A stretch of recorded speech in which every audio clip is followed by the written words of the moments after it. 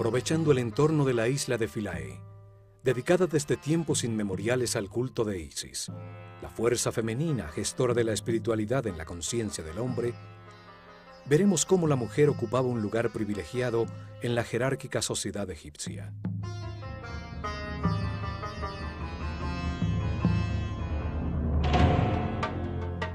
El universo egipcio estaba basado en la pareja, lo masculino y lo femenino, iguales entre sí, responsables de generar el orden en medio del caos, de hacer cada vez más perfecto el mundo, para luego mantenerlo eternamente.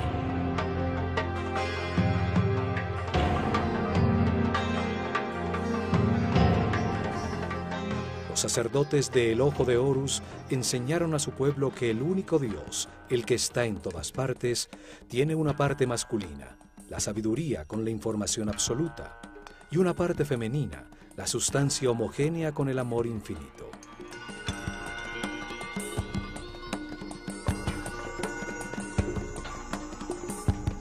En lo más alto de su ordenado mundo divino, Atum, como llamaban al único Dios, a la sabiduría absoluta cuando aún no había manifestado el universo, ya tenía una parte femenina llamada Nun, la sustancia virginal, la materia indiferenciada y homogénea, las aguas primigenias, el amor infinito.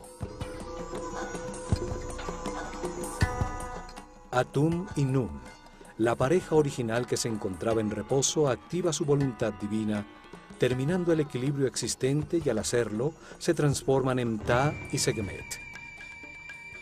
El mismo único Dios, pero ahora con características distintas, pues su propia voluntad lo puso en movimiento.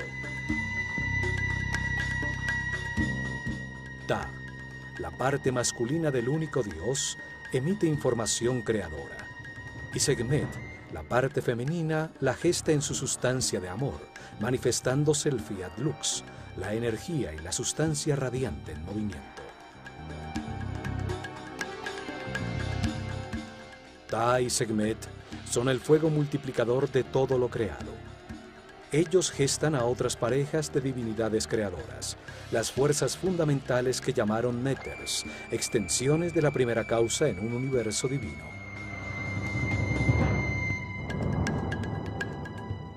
La acción de este fuego radiante sobre sí mismo, sobre la sustancia amniótica original, gesta a Tefnut, la húmeda evaporación, y a Shu, el aire en movimiento.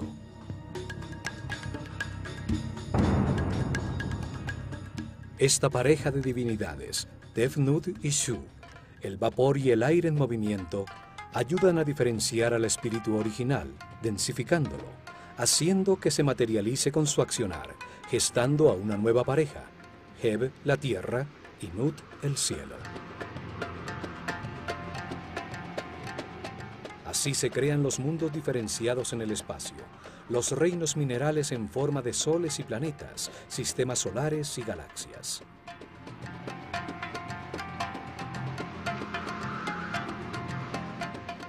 En este mundo divino nacen otras dos parejas, Osiris e Isis, Set y Neftis. Estas dos parejas de fuerzas fundamentales enfrentadas se encargan del proceso evolutivo de todas las formas materiales en el universo para transmutarla nuevamente en espíritu. Así, por la acción de las divinidades creadoras, la materia original se diferencia. Innumerables combinaciones matemáticas producen distintas estructuras vibratorias y sobre los planetas nace estacionario el reino vegetal y en movimiento el reino animal. Luego, en otro acto creador, el único Dios gesta a su Hijo, la conciencia del hombre, otra pareja, pero esta vez humana, conformada por un hombre y una mujer con la capacidad de multiplicarse a sí mismos.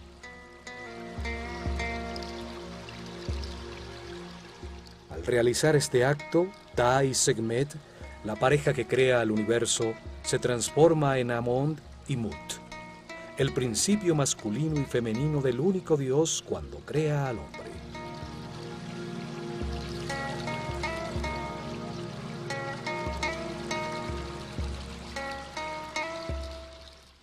los manifiesta a su imagen y semejanza, con la capacidad de crear en su mente, de modelar y construir. Les da el libre albedrío para que al comprender los resultados de sus decisiones se hagan sabios en un proceso evolutivo que toma muchas vidas.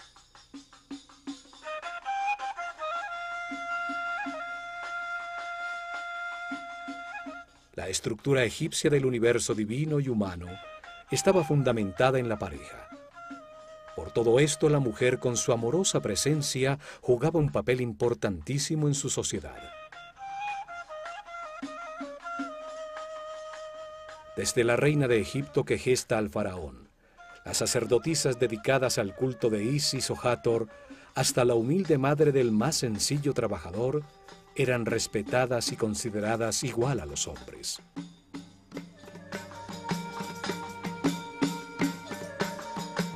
La isla de Philae estaba dedicada a Isis, la figura que como madre de Horus simbolizaba a la maternidad.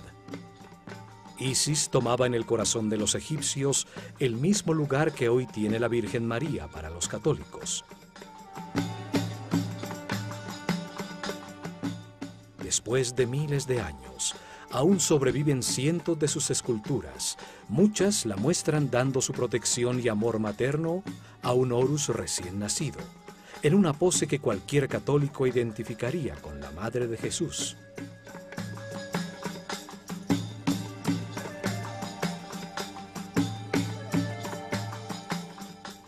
La isla albergó las iniciadas y sacerdotisas dedicadas a su culto en una sociedad igualitaria. Cientos de mujeres llamadas Hembed-Neter eran encargadas del entrenamiento musical, los cantos, bailes y el toque del sistro durante los rituales en todos los templos de Egipto.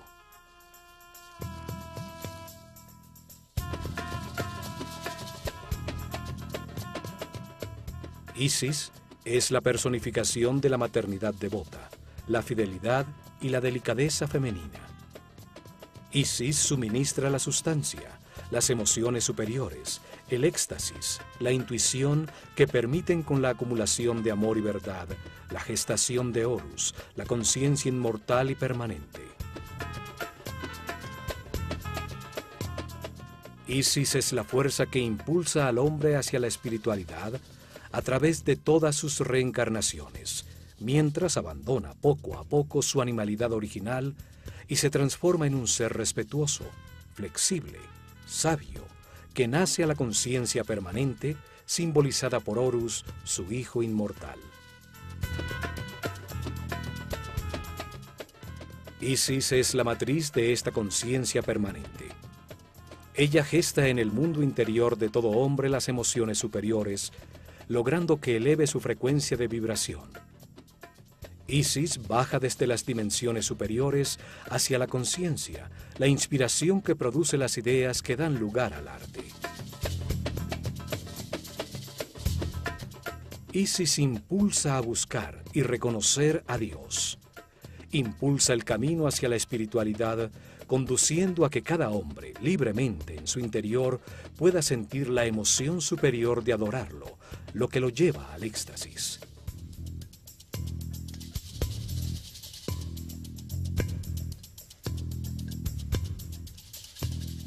A esta fuerza maternal del universo fue dedicada la isla de Philae, una isla de granito en el centro del Nilo, situada inmediatamente después de la primera catarata, al norte de Nubia, en la frontera entre el reino egipcio y el reino cushita. Philae quiere decir isla o montículo sobre las aguas que emergió en el tiempo de Ra.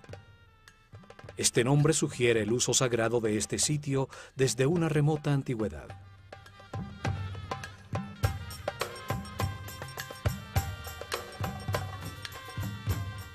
Durante miles de años, los hermosos templos allí ubicados sirvieron como punto multiplicador de la cultura, la religión y el arte egipcios hacia Nubia y Sudán.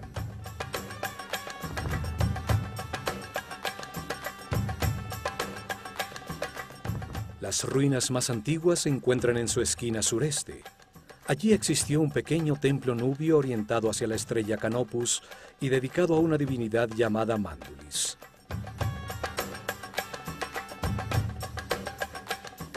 El templo es destruido en alguna de las antiquísimas guerras egipcio-nubias. Y al lado de sus ruinas, los nubios construyen otro templo dedicado a Ares Nufis. Así llamaban ellos a Osiris, el compañero de Isis. Los egipcios toman control de la isla y construyen un primer templo dedicado a Isis. En el año 1250 a.C., Ramsés II dejó una estela en la que afirma haberlo reconstruido.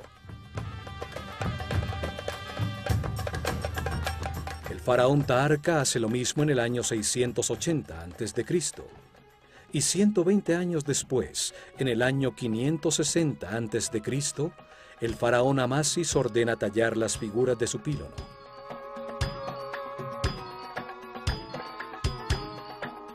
Trescientos años después, en la esquina sur, Nectanebo construye un templete. En el año 250 a.C., los faraones tolemaicos herederos de Alejandro Magno deciden reorientar 21 grados el eje del templo para enfocar nuevamente la estrella Canopus, que se había desplazado con el movimiento del sistema solar. Los templos estelares eran desarmados y vueltos a armar cada 300 o 400 años para reenfocar la estrella que estudiaban, pues el movimiento del sistema solar por la galaxia la sacaba del marco de los pílonos.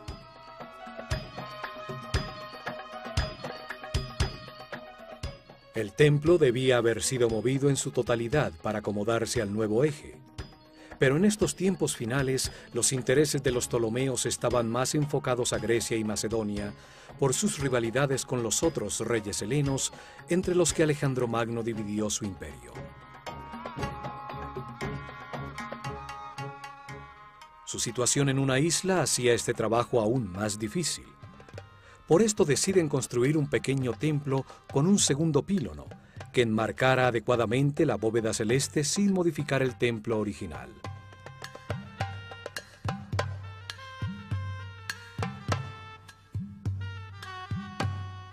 Alejandría se había convertido en la capital de Egipto y el griego en su idioma oficial. En el año 31 a.C., Cleopatra VII fue derrotada en la batalla de Actium, y con su suicidio Egipto cayó en manos de Octavio, quien se convirtió en Augusto, el primer emperador romano.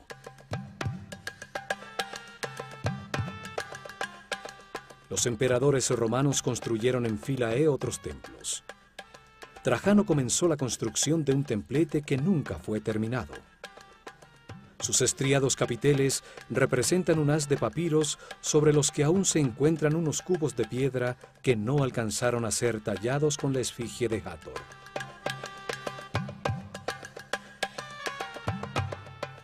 Philae fue uno de los últimos sitios en todo Egipto donde permanecieron sacerdotes dedicados al antiguo culto. Desde allí surgieron las sectas gnósticas, que más tarde con nombres como Rosacruces, masones e Illuminatis conservarían en secreto los conocimientos egipcios.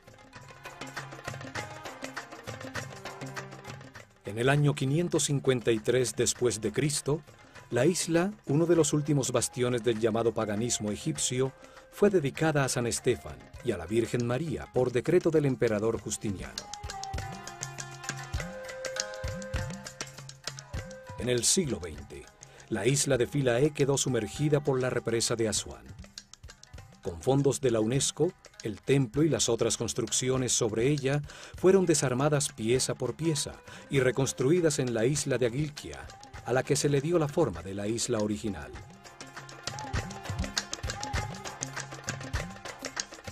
El templo fue orientado de manera similar a la que tenía originalmente. Norman Lockyer registró el eje del templo original a los 76.5 grados al suroeste, con el objeto de enfocar los movimientos de la estrella Canopus sobre el polo sur, la misma hacia la que estaba orientada el templo de Edfu. Originalmente, las dos torres del pílono enmarcaban a los 15 grados sobre el horizonte durante miles de noches a Canopus, la estrella polar del sur.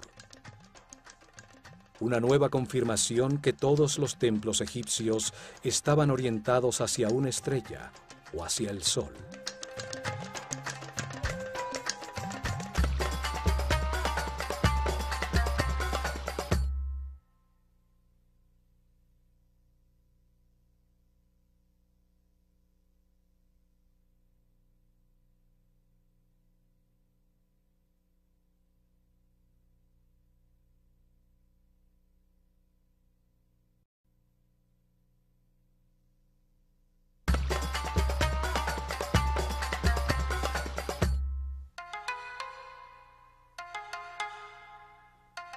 Al arribar desde el Nilo, se divisa la imponente construcción, los dos pílonos que conforman el gran patio interior y la extensa columnata que forma el patio hipóstile que termina frente al templete de Nectanebo.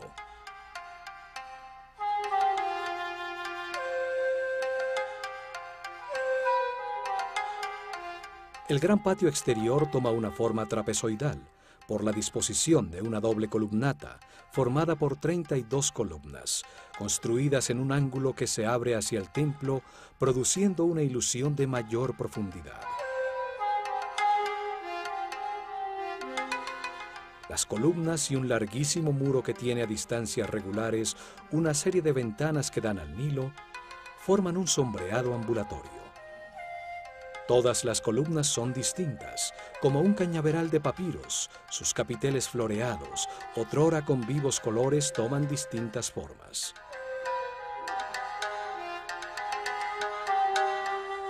Las mujeres se iniciaban como sacerdotisas en los templos dedicados al culto de las divinidades femeninas, como Isis o Hathor.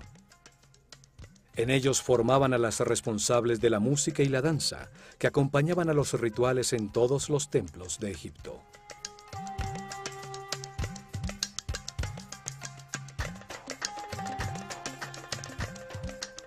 Las mujeres dedicadas a la música las llamaban Shemayet.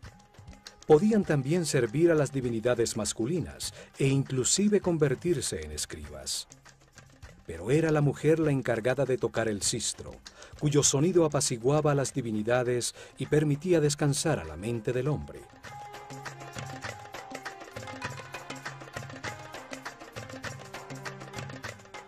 Las sacerdotisas dedicadas a Hathor, la divinidad que representa a la sexualidad femenina, el amor, la música, la danza, cuyos festivales eran de embriaguez, el origen de las fiestas dedicadas a Baco, cumplían otras funciones sociales. Ellas traían la fertilidad y enseñaban a los hombres que iban a contraer matrimonio las artes del amor, para que aprendieran cómo complacer a su futura esposa.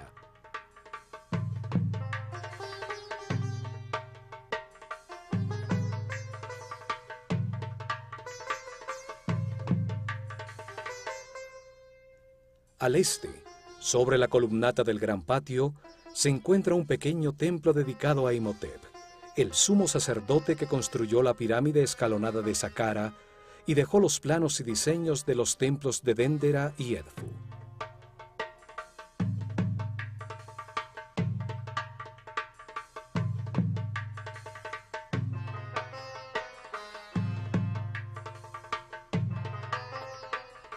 En este primer pílono, como en la mayoría de los templos, aparece tallada la figura del faraón, en este caso Ptolomeo XII, que golpea con su vara de poder a los llamados 9 enemigos de Egipto.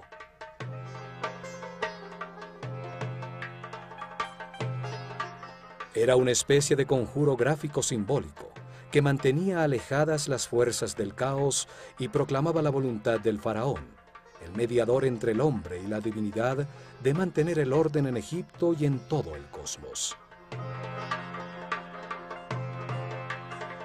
El enfrentamiento de orden y caos son una muestra de la manera dual como los egipcios veían el universo.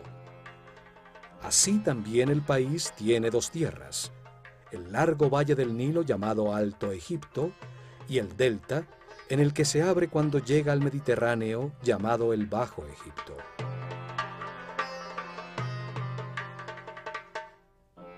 El faraón unificaba esa dualidad. portaba 2 coronas para indicar su dominio sobre esas 2 tierras. Así también unía lo humano con lo divino, pues su cuerpo era considerado el molde que contenía el Ka real, un espíritu encargado de Egipto que reencarnaba de faraón en faraón.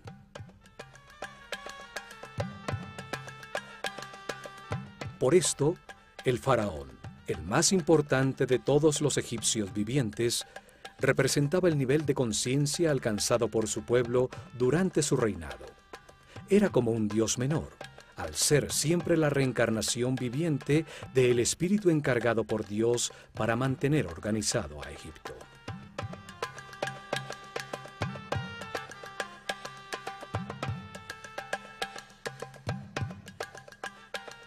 El nuevo pílono tiene 2 mástiles, donde ondeaban las banderas.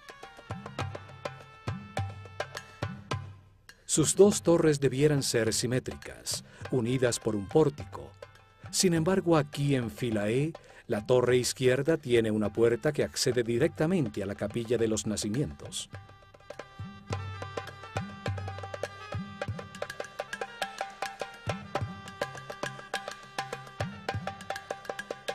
Posteriormente, en el período de dominación romana, un pórtico fue adosado al primer pílono.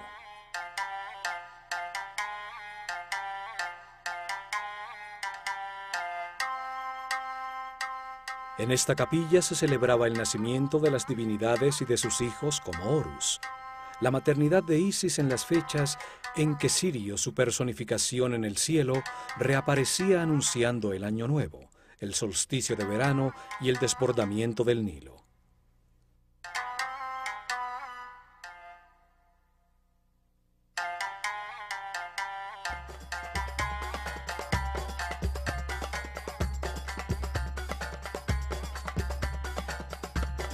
La capilla de los nacimientos con sus columnas atóricas reemplazó al templo principal como observatorio astronómico, en los tiempos anteriores a que los romanos construyeran las columnatas que dan forma al patio trapezoidal.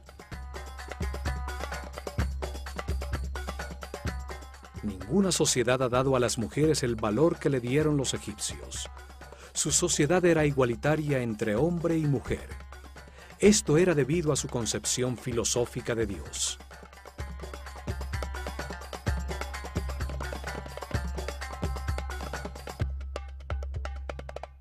Las mujeres tenían los mismos derechos que los hombres a la propiedad de la tierra, a comprar y vender, e inclusive a demandar acciones legales.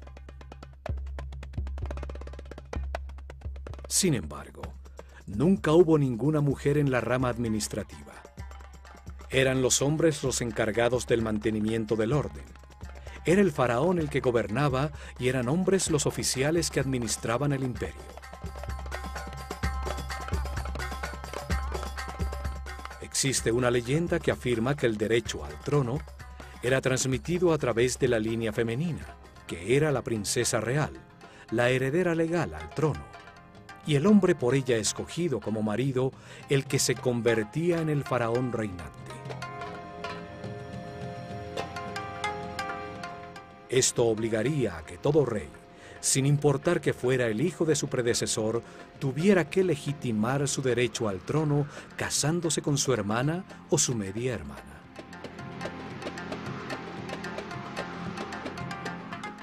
Sin embargo, no existe una línea directa de herederas que confirme esta leyenda. Se sabe que los faraones eran polígamos y que las esposas principales de Tutmosis III, Amenhotep II y III no eran de familia real.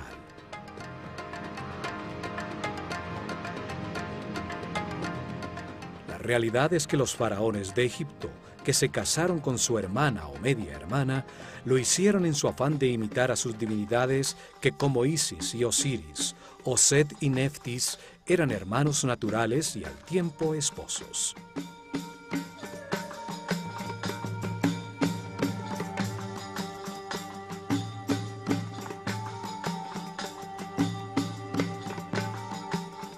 Al casarse con su hermana o con su hija, el faraón se apartaba de sus súbditos, que nunca se casaban así, y se colocaba en el nivel de las divinidades, reafirmando su derecho divino a reinar. Una mujer faraón no era una opción normal en Egipto. La faraona Hatshepsut llega al trono como regente de su hijastro Tutmosis III, hijo de su esposo y medio hermano Tutmosis II, con otra mujer. Una vez en el poder, ella se viste como hombre y adopta el poder del faraón.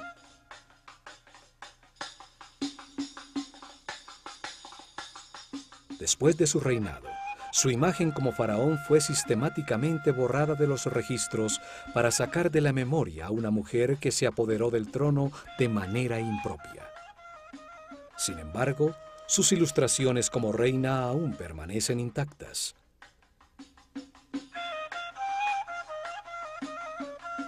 En solo 4 ocasiones de los 300 reinados, las mujeres se convirtieron por poco tiempo en faraonas de Egipto por causas extraordinarias y como último recurso de sus familias para tratar de conservar el orden.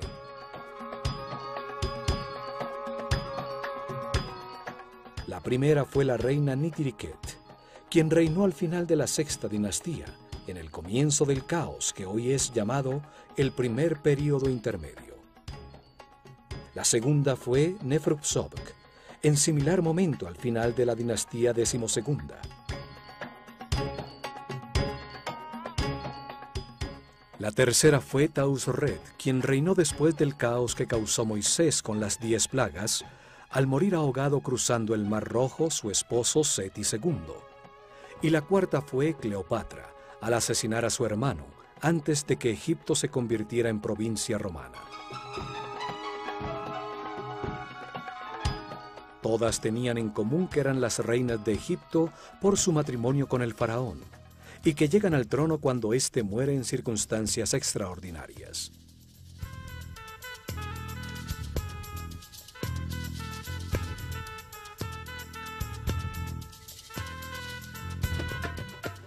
Los sacerdotes podían casarse, pero solo se les permitía una sola mujer, mientras que el resto de los hombres, incluido el faraón, podían tener cuantas quisieran, a pesar de que la mayoría optaba por tener una sola. En Egipto existía la separación legal en el caso de que el matrimonio fracasara. El hombre estaba obligado a devolver todas las propiedades y riquezas que la familia de su mujer había aportado como dote, más una parte de las suyas para los hijos que hubieran tenido.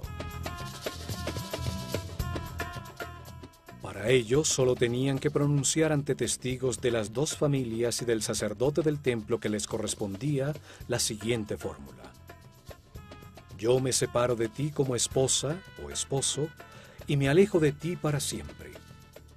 Renuncio a mis derechos sobre ti. Que la vida te dé otro compañero o compañera en el lugar al que te quieras dirigir.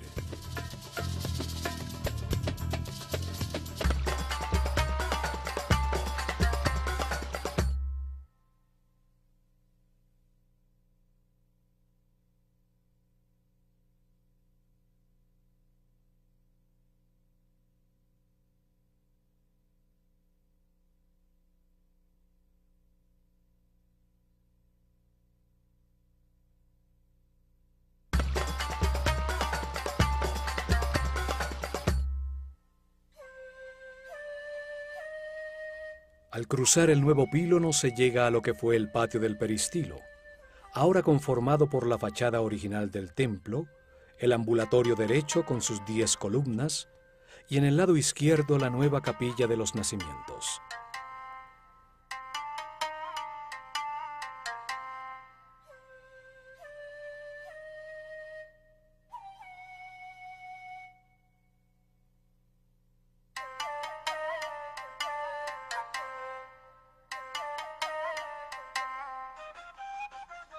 En este patio se encuentra la estela con el cartucho de Ptolomeo y Cleopatra que le sirvió a Champollion para descifrar el decreto contenido en hieroglifos, griego y demótico en la famosa piedra de Rosetta.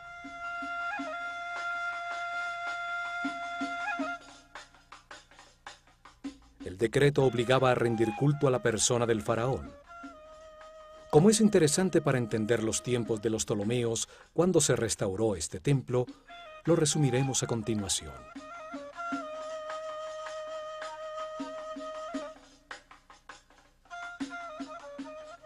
Se decreta que todos los templos en Egipto deben destinar en su interior, al lado de los santuarios de los dioses, uno que mantenga una imagen en oro del eterno rey Ptolomeo, el amado de Ptah, el dios Epifanio Eucaristos, frente al cual debe colocarse la figura de la divinidad principal del templo, entregándole el arma de la victoria. Todo debe ser manufacturado en el estilo egipcio, y los sacerdotes con sus sagradas vestiduras deben prestarles adoración 3 veces por día, realizar en su honor todos los rituales y en las festividades egipcias cargarlo en las procesiones en igualdad con los otros dioses.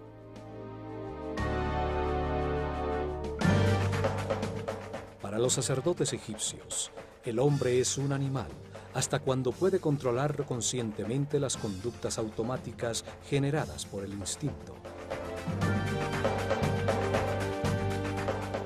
Las reacciones automáticas del instinto permiten a los animales y al hombre ignorante generar, mantener y defender la vida.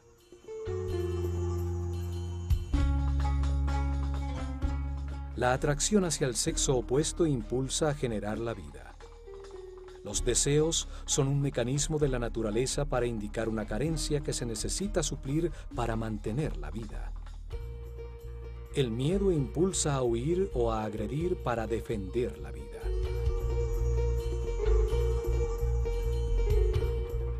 Los iniciados aprendían que los instintos desbocados son una limitante para la realización espiritual superior. La escuela de misterios tenía templos especializados para generar conciencia y producir el entrenamiento necesario para concientizar estas conductas.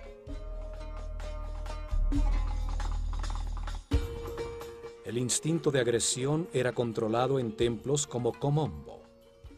Allí se vencían los miedos a través de la comprensión que no hay nada que temer, que la muerte es solo un paso a otra vida. Se aprendía que el miedo solo gasta la energía vital, la que se necesita para lograr la paz interior.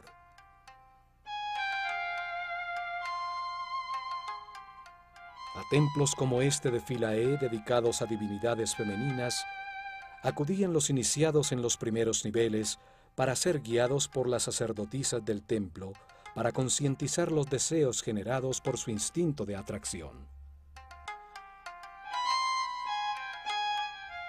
El deseo permite al hombre reconocer una necesidad o una atracción. Produce una reacción de agrado o rechazo en los centros emocionales que a su vez conecta en la mente los sentimientos. Pero los sentimientos tienen polaridad.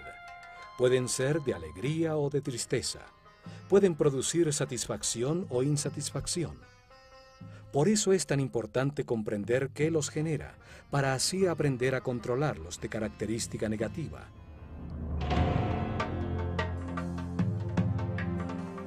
Los sentimientos negativos generan apatía, agotan la energía vital y esclavizan al hombre en las bajas frecuencias de vibración. Los egipcios creían que el camino evolutivo comienza con el control de los centros inferiores, al hacer conscientes las conductas automáticas.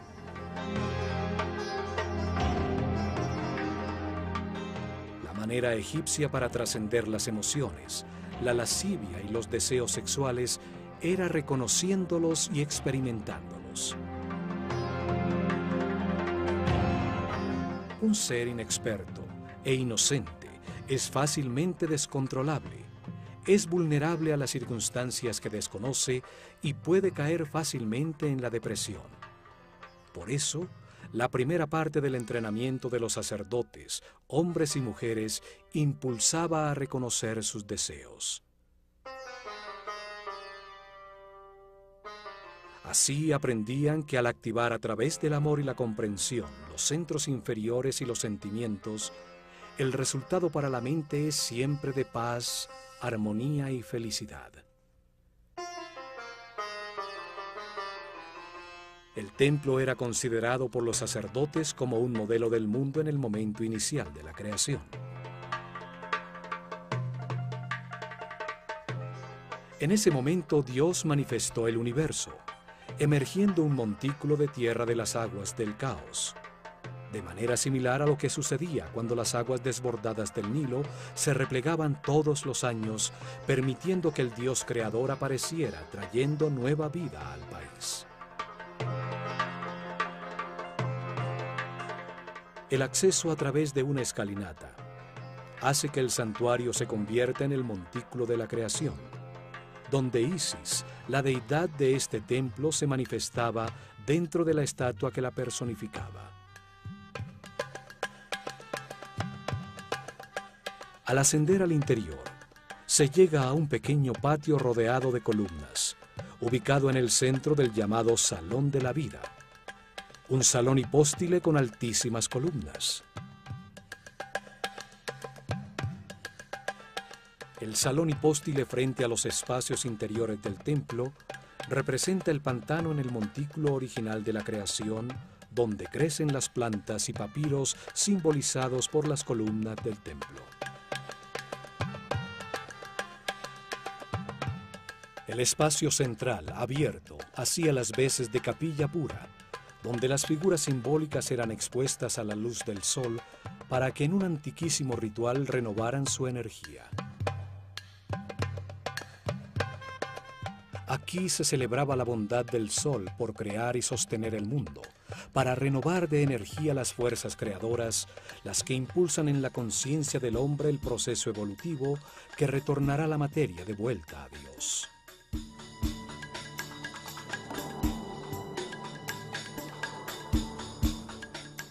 Los muros de este espacio están tallados para mostrar cómo entendieron el universo. También aquí vemos otras tallas de numerosas cruces cópticas, las marcas de la nueva filosofía, la que llegó a Egipto cuando Philae se convirtió en una iglesia católica. Una nueva manera de ver el mundo, que no solo le quitó el sentido a la visión tradicional egipcia, sino que la consideró aberrante y primitiva.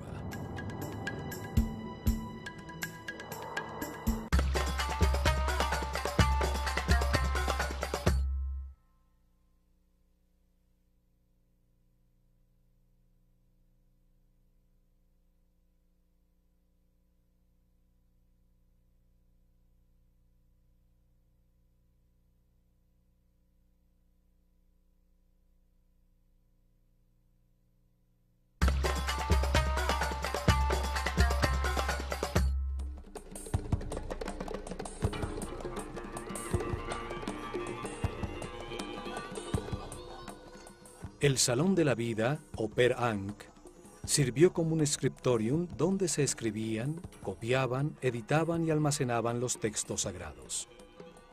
Allí se realizaban en papiros las ilustraciones maestras que debían tallarse en los muros del templo.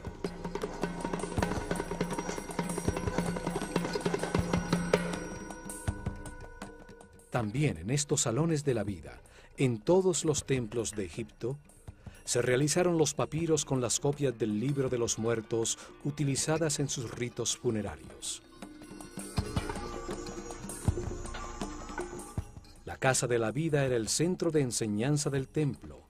Teología, arte, ritualidad, magia, astronomía y medicina eran estudiados aquí. La librería con los textos almacenados sirvió como modelo para la Biblioteca de Alejandría. En este salón las sacerdotisas tocaron el arpa, se entonaron los cantos y crearon la música que acompañaba todos sus ritos religiosos. Los egipcios creían que la música tenía origen divino. Los muros de los templos nos muestran que utilizaban muchos instrumentos de percusión, tambores, flautas, darbucas y los sistros fundamentales en los ritos funerarios y en las procesiones. Las danzas, la música y los cantos estimulaban al Creador para que la fertilidad no flaqueara y así evitar que el cosmos retornara al caos.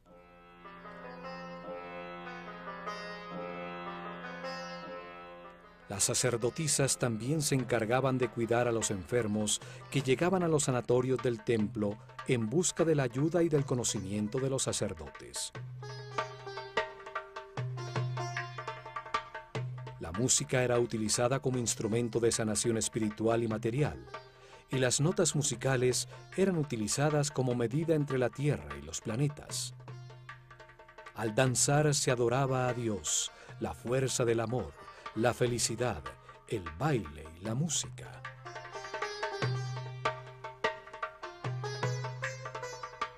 Inmediatamente después se accede al salón de las apariciones, que en este caso no es hipóstile, con el tradicional salón comunicado lateralmente con el exterior para recibir las ofrendas del pueblo. Sus muros contienen escenas que, como en todos los templos de Egipto, no tienen ningún fondo. La interacción del faraón y las divinidades sucede fuera del tiempo y del espacio.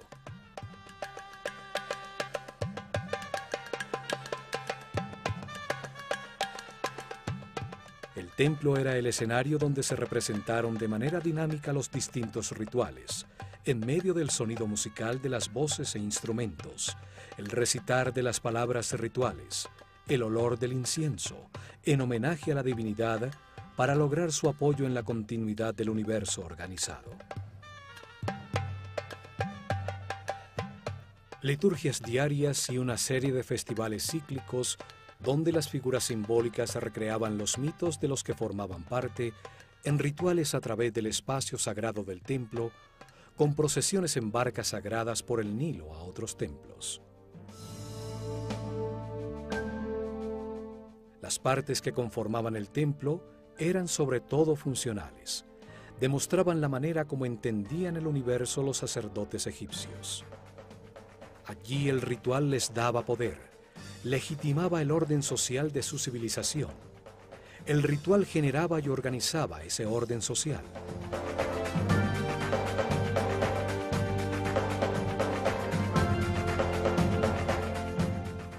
Luego se llegaba a la cámara de las ofrendas. En su lado izquierdo estaba el salón de la barca de oro, utilizada para portar la imagen sagrada en las procesiones y festivales. Desde la antecámara, una larga escalera recta conducía a la azotea del templo, donde se realizaron las ceremonias y los registros de los cielos como en los otros templos de Egipto.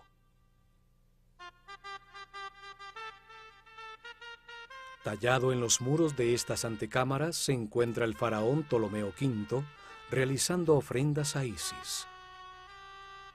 Los otrora dorados muros, pues muchas partes estuvieron forradas con laminilla de oro, han perdido casi todo el color original. En el punto focal del templo se encontraba el santuario de Isis, que albergaba en su interior un altar de granito con la imagen en oro de la divinidad. Era la estatua de culto que, portada dentro de una barca de oro, salía en las procesiones y rituales.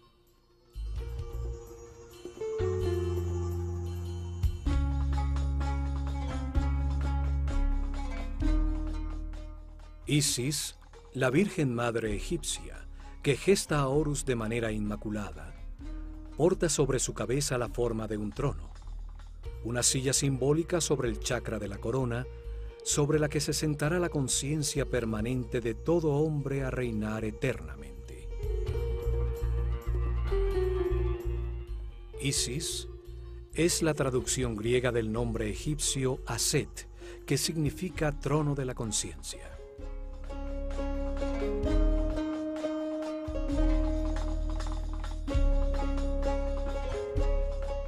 Muchas veces es representada con un buitre sobre su cabeza, sobre el que se apoyan unos cuernos de vaca que encierran un disco dorado.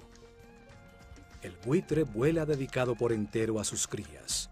Transforma en su interior las sustancias en descomposición, convirtiéndolas en alimento, en nueva vida.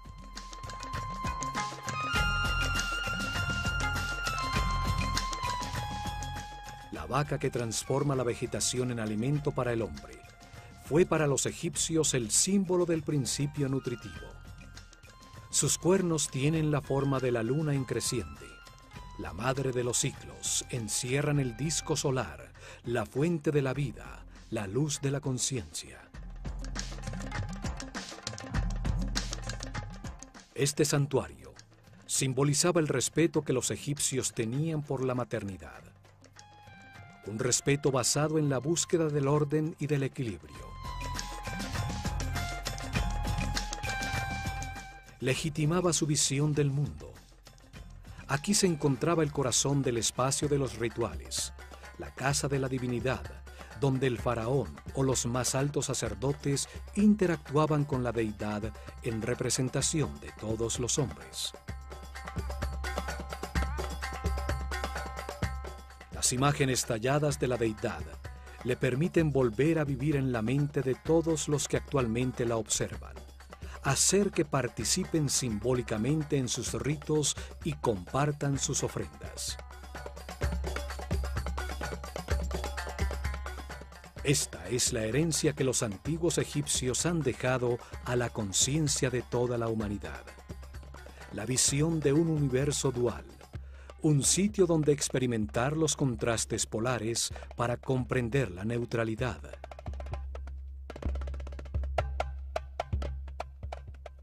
Una escuela diseñada por Dios de manera perfecta para transformar en muchas reencarnaciones a un inocente en un sabio, a un animal en un superhombre, gracias a la experiencia adquirida con sus propias decisiones.